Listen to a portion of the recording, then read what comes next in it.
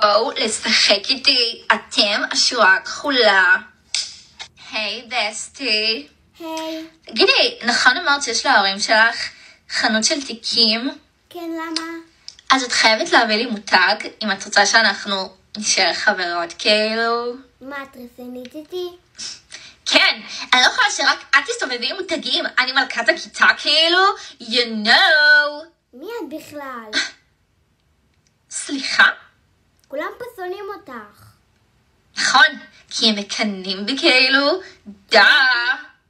את יודעת מה? אני אמצא חברות חדשות יותר מקובלות ממך. סבבה, מה שתגידי, whatever.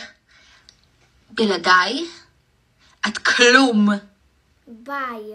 ביי ביי, לוזרית.